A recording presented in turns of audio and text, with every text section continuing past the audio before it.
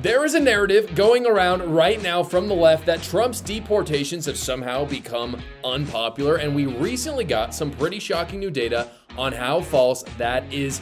Democrats are responding to the new data on how popular the deportations have been by openly calling for violence on ICE agents. Here is the data before I show you the horrendous videos popping up online, because they're truly horrible. I don't know how we find common ground with these people, but before I show you that, I want to show you this new data that came out from the New York Times Siena poll. The question, do you support or oppose deportating immigrants living in the U.S.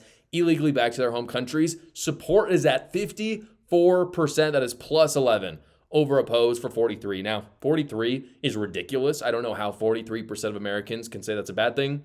In any case, polling wise, 54% is pretty decent actually on most issues. So this is a big win for Trump. It's a big win just for America. I mean, again, the fact that only 54% would say that worries me, but at least it's still popular. At least it still is the majority of people who agree we can't just keep taking in illegal immigrants. Now, breaking that down by demographic, I think tells more of the story. There's a massive divide between men and women right now. Men are at 65% support, whereas women are only at 45% support, so a difference of 20% on that.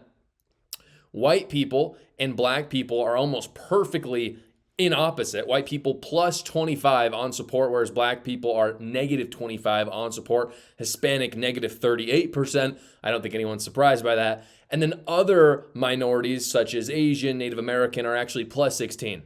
So white people and all minorities except Hispanic and black pretty much in agreement on this. Independents support it, which is a win, a huge win for the GOP. Somehow 6% of the GOP oppose it, but 92% support it. Democrat, only 19% approve it. And this is where it gets really interesting.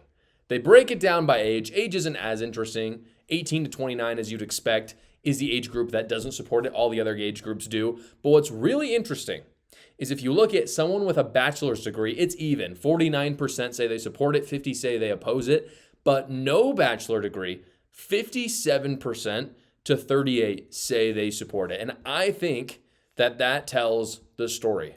I think that it's people who are being affected in the job market and maybe in housing as well are the ones that are actually moving towards the deportation, saying this is something that needs to happen because they're the ones that are actually affected. The liberals who have bachelor's degrees and live in New England aren't affected in the same way as the rural person that didn't get a bachelor's degree in Arizona, for example, or California. So it's safe to say that not only have the deportations been successful on a policy level, I think they've also been very successful on a political level. Democrats obviously not happy about this. That's why they're openly calling for violence against ICE officers. For example, here is an absolutely putrid lady saying you should go out and murder ICE officials. You can just kill ICE agents. You know that? You can just kill them. You don't have to hold your phone in their face and ask people when their birthday is and ask people what their name is and then try to find wherever they end up in Los Angeles. You can kill them. This isn't about social media clout anymore. This isn't about video. This isn't about the phone. This is about get a gun and start killing ICE agents. They are deputized corrections officers. Kill them. I talked about this on the show last week, but this is why Republicans are saying Democrats are the party of violence right now. If we're being super honest about the numbers, I've looked into the data on this, on hate crime, mass shooting numbers. It's close to a 50-50 split in terms of people on the right versus the left and who's committing these crimes. It's actually 50-50. So it's really not a Democrat or Republican problem. However, the difference is the fact that it is the people, if you look at the right-wing crime that's happening, it's people on the alt-right, the fringe right, some people who have absolutely no control or power in the Republican Party. However, if you look at the left, it is very normal to demonize the ICE agents in this way. It is mainstream to do it. You never see a normal MAGA guy call for all-out violence on Democrats. That's not a mainstream thing. On the other hand, mainstream leftism right now in the Democrat Party is saying that you can do whatever you want to ICE agents. You can do whatever you want to the fascists and the Nazis. That is the language that they are using.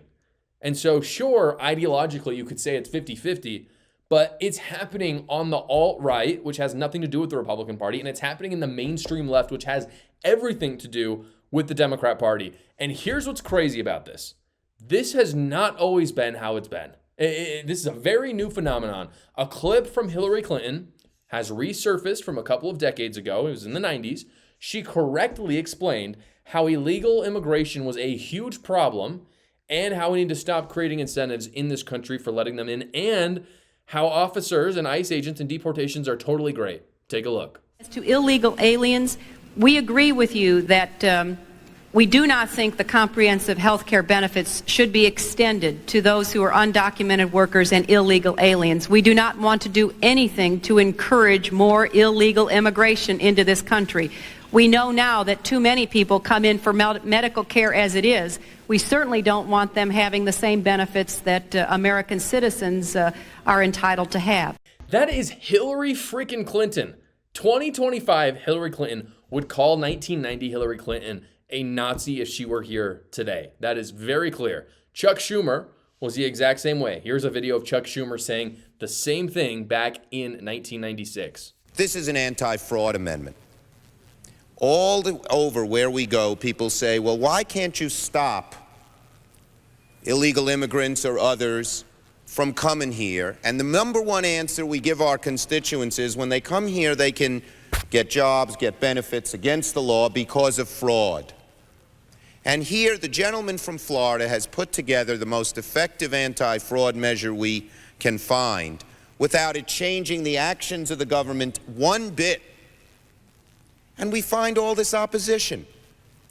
Ladies and gentlemen of this chamber, what I worry about is that this bill, which started out with good intentions, whether you agree with it or disagree with it, is going to end up being the same kind of thing that the public gets angry with us on. We say we're doing something, and we do nothing. Because every time someone makes a rational and small proposal to get something done, people say, well, what about this hypothetical, that hypothetical, etc. I urge support of this amendment. If you believe you want to stop fraud in immigration, you have no choice but to support this amendment. Only 1996, not very long ago, somehow all of us were able to agree that illegal immigration was bad. And somehow we were even able to agree that deportations were good just 10 years ago under Obama. Obama was the president of the United States 10 years ago. Obama deported 3 million people. One of the very few things that he did that was a good thing. Yet today, the Democrat Party has just abandoned that policy because of their new strategy. It's new. A lot of people have been saying this has been happening for a while. If you look at how the Democrat Party is operated, it's actually a fairly new strategy. The Democrat Party has abandoned common sense immigration policy because of their new strategy to legalize illegal immigrants to get more votes, to grant amnesty. That's what DACA is. That's what the Dreamers is. That's what all of this new craziness of them just opening the borders during the Biden administration. Even though the politics of it is important, we don't want Democrats taking power that way. Like that's good enough. The politics are already aside. We don't want Democrats to have it. But the most important thing, the thing that Democrats I think are really, frankly, evil in, and again, I'm not talking about Democrat voters, I'm talking about the Democrat elite, is how this affects everyday Americans as well as the non-American lives as well who are coming here illegally. Democrats don't talk about this, but illegal immigration allows all kinds of horrible things to happen to people all the time. You've got children who are trafficked, women sexually assaulted, men are exploited. I was a missionary. I've talked about it on the show before. I was a missionary in rural Washington. I was assigned to speak Spanish and preach to Mexican immigrants.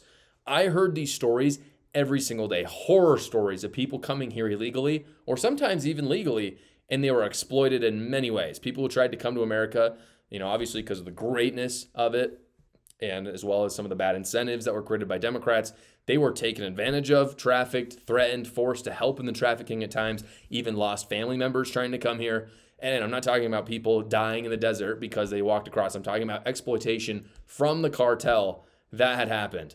And again, these are all because of incentives that Democrats have set up. Here's a video that's gone viral of a social worker in Maine pleading with her district to stop incentivizing illegal immigrants to come because of what is happening to them. Take a look.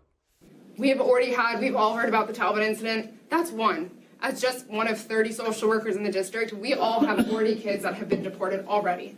I could talk to you for a year talking about the trauma that I have to hold on to for these kids. Truly, it is no exaggeration. These parents are murdered, that they're coming from other countries, murdered. The students themselves have been raped. They've been human trafficked. We hear it every single day. It's not just a one-off story. I'm telling you, just in my school alone, it is a consistent story every single day. Horrible. Horrible. And the Democrat Party is complicit, not the immigrants. They're just following the incentives put in place by politicians already. That's what I've said from the beginning of this. The politicians are to blame. Most Americans understand this, by the way. That's why the polling looks good for anti-immigration, illegal immigration policies. Right now, I showed you the poll earlier, but this is another poll that just came out. The question, which political party do you trust more on the following issues? And you can see, and these issues are, tied together, crime and immigration are the Republican Party's best policies. R plus 14 on crime, R plus 11 on immigration. So as well as national security, I should say as well, R plus 8, which for sure is tied in to illegal immigration. And then you have I think at the bottom, I'll just talk about the other issues. Education, healthcare, certainly important. But abortion, climate change, I guess what I'm trying to say is the Democrat Party has all of the issues that are, less important. What could be more important than crime, inflation, national security? Obviously, education's important. Obviously, healthcare, abortion, sure, they're important to a degree. But the American people understand that at the end of the day, when the rubber meets the road, when you're looking at what's going to protect your family, are you going to be safe? That is what matters the most. The Republican Party is up a lot, and it's because of the immigration policy. Make no mistake. Republicans are delivering on illegal immigration right now. I pray they keep that up and are relentless on the deportations, because we cannot afford to go back and go through this as a country again. We cannot afford to put these people as well in harm's way. From a Christian, right? I think the conservative movement is a Christian movement. I think the Republican Party is a Christian party for the most part. As Christians, we cannot create incentives for this to happen to the illegal immigrants. Are we America first? For sure. I think the top priority of the Republican Party should be creating immigration policy to benefit Americans. That's the first. But I do think the second is looking at what this does to illegal immigrants and understanding that it helps nobody, that it is hurting them, and it is a human rights abuse to create these incentives. That's what Democrats have done. We should not let Democrats do that in order to try to get more voters. The progressive left is a cult. I talk about it in my book, A New Cult. I talk about a lot of stories that you can't talk about on big tech because big tech wants to censor it, but it's there in the book. I know you'll enjoy it. Go check it out. The link is in the description below. The speculation is over, and it really should have been over already, but stupid people like Candace Owens and Tucker Carlson decided they wanted to grift off of Charlie Kirk's death. If you don't know what I'm talking about, Charlie Kirk was very pro-Israel during his life. You can agree with that. You can disagree. It doesn't matter. It's not what we're talking about right now.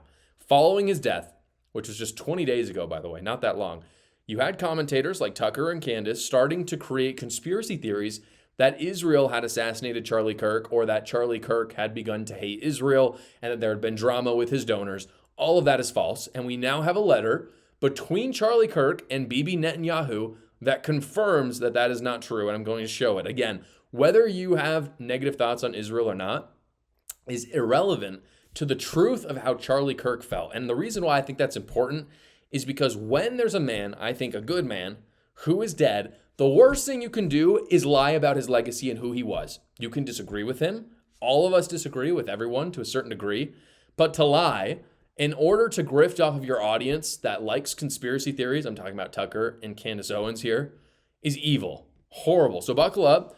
You're going to want to stick around this and see the whole thing. The letter that I'm about to show you is dated May 2nd. It's long. We're going to go through the whole thing. I'm not going to read the whole thing per se, but we're going to go through every little bit of it because it's very important. This is from the desk of Charlie Kirk, again, May 2nd, just a few months prior to his assassination. Dear Mr. Prime Minister, this is dated to Bibi Netanyahu, the Prime Minister of Israel. He says, one of the greatest joys as a Christian is advocating for Israel, forming alliances with Jews in the fight to protect Judeo-Christian civilization. Most recently, I am proud to have taken over Ambassador Huckabee's show, where we continually support Israel and the Jewish people. As Mohammedanism spreads into Western societies, it's critical that Jews and Christians stay united in the effort to contain and roll back radical Islam and Sharia law. I regret to report that anti-Israel and anti-Semitic trends are at record levels on social media. These negative sentiments then flow downstream into college campuses and even seep into the conservative MAGA community. Very interesting so far. He's made it very clear. I'm worried about Islam, and I see Israel as an ally to fight Islam in the West. And I'm worried about what's happening on social media. And a lot of people pointed this out, the anti-Semites have pointed out that anti-Semitism is on the rise and anti-Israel sentiment. I think that's true. I think he's right. He continues. My team and I have spent months analyzing these trends, debating ideas that could help you and your country push back against these disturbing developments. Anti-Israel sentiment can undermine American support for Israel. The purpose of this letter is to lay out our concerns and outline potential remedies. Everything written here is from a place of deep love for Israel and the Jewish people. I think it's important to be brutally honest with those you love. In my opinion, Israel is losing the information war and needs a communications intervention. Does that sound like someone who doesn't like Israel? Does that sound like someone who is kind of towards the end of his life, starting to sour on the American-Israeli alliance? I don't think so. I don't think so. And again, we can get all of these like fun little hearsay things from Candace Owens and Tucker Carlson saying things like, oh, this may have happened. Nope, no sources. You just got to believe me. But at the end of the day, this is an actual freaking letter from Charlie Kirk addressed to the Prime Minister of Israel. Not just a random dude, but the actual leader of the state of Israel. So I'm sorry if I trust this document more than the random text message Candace Owens supposedly got. We'll continue. He said, I started to compose this letter to you on Easter. I should have been focused on my family, but I was getting bombarded with messages about the Israeli army making it difficult for Christians to access church in Jerusalem on Easter. At the time, I did not see any official statements pushing back on this narrative. It was frustrating because pro-Israel surrogates like me should not, again, openly saying pro-Israel surrogates like me should not be in charge of fact-checking every piece of anti-Israel misinformation that pours into social media. It wasn't just Easter. On my recent campus tours, half the questions I get are about Israel, and they're all negative. Again, this is information that could be corroborated. This has definitely happened. I've showed clips on the show of Charlie Kirk being bombarded with anti-Israel sentiment. He continued, I often spent half my time on these campus tours defending Jews in Israel, which I'm proud to do because I love Israel and I love the Jewish faith. I spent endless hours with Dennis Prager over the years studying the Torah. Sometimes it feels like I'm defending Israel in public more than your own government. I think that's absolutely true. My experience on college campuses matches a recent Harvard-Harris poll, which reports 48% of 18 to 24-year-old Americans support Hamas over Israel. Even in young MAGA circles, Israel is losing support. We're getting huge crowds of 4,000 to 5,000 students on some of my college tours. My campus visits are becoming like a rock concert atmosphere filled with conservative patriots. Yet on these campus visits, I'm constantly confronted with Israel as an apartheid state. Why does Israel conduct ethnic cleansing, etc.? So this is the part where I'm going to pause for a second, because he starts to get into essentially what his policy prescriptions are for how Israel should defend it. Essentially, he's saying, what are you guys doing? You see what's happening in America. You know that Israel requires American assistance to a certain degree in the Middle East. Again, you can make the argument that that shouldn't be a thing, but from Charlie Kirk's perspective and from Israel's perspective, obviously Israel wants the help from America. And Charlie's saying, look, it's in your best interest to start a PR campaign. Why are you not doing this? And so then he lays out exactly what he thinks he should do. And I think this is very interesting. It really shows as well. Props to Charlie. You know, it's sad that he's gone. He's just such a talented person. I think his prescription here for Israel is spot on. And I actually think you've seen Israel start to do this in the last few months. What he says, we'll start, I think there's 6 that he put in. The first one, he says, for starters, you need a rapid response media team. President Trump does this very effectively on social media with his own account and his White House Rapid Response 47 team. Absolutely true. You need to get information out fast because you want to beat all of the people who are going to put out misinformation. Number 2, I strongly recommend putting together a team of pro-Israel experts who can fact-check misinformation in real time from Israel. Same vein as that. There is so much misinformation. Even if you don't like Israel and there's some things out there I can understand that you don't like, but there's so much misinformation out there from Arab states, Muslim states, a lot of leftist groups that just straight up lie. Why Israel wouldn't counter that, I don't understand. Number 3, you need something perhaps like an Israel Truth Network, which can include social media channels and a one-stop source of information website where, for example, all the negative Israel questions I get can be thoroughly debunked. Easy. Again, why they don't have this, I don't know. Number 4, have you considered inviting some of the released hostages to go on a speaking tour in the U.S.? Fantastic idea. Number 5, maybe interview regular Israelis on the streets, asking them what they love about their country. Showing that to Americans, I think, is very, very important. Number 6, this is the last one, or I suppose there are 7 actually. Iran. Israel could do a better job explaining the Iranian threat. Clearly true, because just a couple months after that, they struck Iran, and there was a lot of blowback from people in the United States, and not rightfully so. It was a very clean strike. It was fantastic. It's one of the best things Donald Trump has done. It's one of the best things Netanyahu has done. And yet, there was so much misinformation and negative PR towards it, they didn't capitalize like they could have. You had conservatives, again, openly coming out in support of a Muslim state, which is, it doesn't make sense, yet they did it. They say they're American first, they're America first. Iran is one of America's top enemies. It didn't make sense. Israel could have, again, done something. They have all the incentives to help out with that PR campaign. They did not. Number 7, a paradigm shift is needed in how Israel presents itself to the world, especially on social media. Perhaps the best way to convey my thoughts here is to think of Israel as a political candidate, which of course is Charlie Kirk's bread and butter. It's what he knows best. It's what he was able to offer President Trump and what he was so talented doing. So one thing is abundantly clear. That's essentially the end of the letter. Charlie Kirk sees Islam as a massive threat to the West. I think Charlie Kirk was spot on that. Islam is one of the West's top enemies, and he sees the state of Israel as well as Jews, and rightfully so, as allies to Christians. And so the stage now is set on the conservative movement. I think this has massive implications. The conservative movement is undeniably Christian to a certain degree. That doesn't mean everyone are, they're not all Christians. But the divide that we have is, will we as a Christian movement ally ourselves with Muslims or with Jews? And consequently, which of the other one is going to be our biggest threat and enemy, Jews or Muslims? Charlie Kirk clearly was on the side of Jews as an ally and Muslims as an enemy to the West. So am I. But you have people like Tucker Carlson and Candace Owens who have reversed that in their minds. If you disagree, we can have a spirited debate on that. That's fine if you want to take the side of Tucker or Candace Owens. But what nobody can disagree on is what Charlie believed. That's my point today. We can have a spirited debate on who our ally is, but we should all hold Candace Owens and Tucker Carlson accountable for lying about a dead man's legacy in hopes that they can hurt Jews and help Muslims.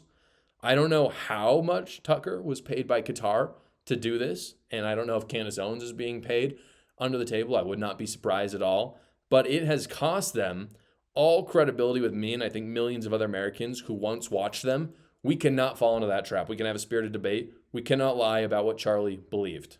I love being able to interact with you guys. That's why I've created my new Substack. Substack is a weekly newsletter that goes right to your email. It's completely free to you. I'm able to talk about things that I wasn't able to get to on the show, or frankly can't talk about them because big tech censors me from time to time. So go check it out. Again, completely free to you. The link is in the description below. Thank you so much for watching today's episode, everybody. Please like the video so other great patriots like yourselves will see it. And you can tune in every single weekday at 6 p.m. Eastern for the live show, or you can watch another video right here.